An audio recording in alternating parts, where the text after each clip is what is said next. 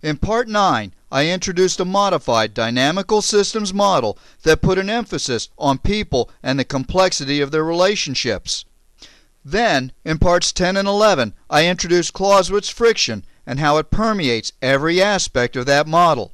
Now, we'll introduce one of the most fundamental objectives for players in their battle to gain a time advantage, the objective of controlling doubt. Doubt, whether putting it in someone else's mind or dealing with it yourself, is a major factor in decision making.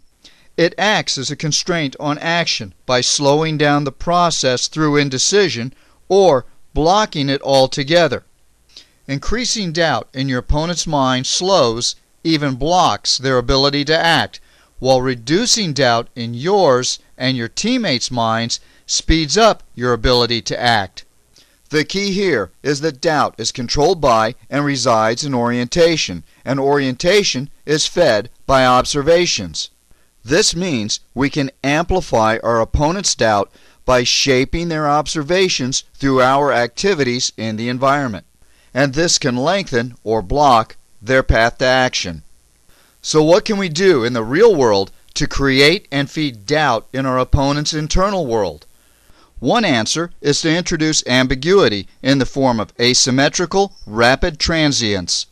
In soccer, these would be a rapid series of binary questions that you ask your opponent. Your teammates are on the same page, and even if the opponent knows both answers, the one they pick will be wrong. Here are the key points. The question you ask the opponent has two parts. It's binary. There isn't time or the need to create more than two options, and only one part isn't an option. Asymmetrical refers to the nature of the two questions. At times, you'll want a huge difference between them, and at others, just a slight variation. Next, it has to be fast, at least faster than the opponent. Throughout these videos, the terms dynamic and flow have been used. They represent the real-world properties of time, change, and chance. Your opponent faces the same constraints, and whoever manages them best will have an advantage. Transients refer to the temporary nature of the questions. Formalized, dogmatic rules and concepts are hard to adapt to the dynamic forces they need to address. There are two ways that you can apply arts as a way to disrupt your opponents. You can shotgun, where your players move entirely at random and hope that the general confusion unsettles them more than you.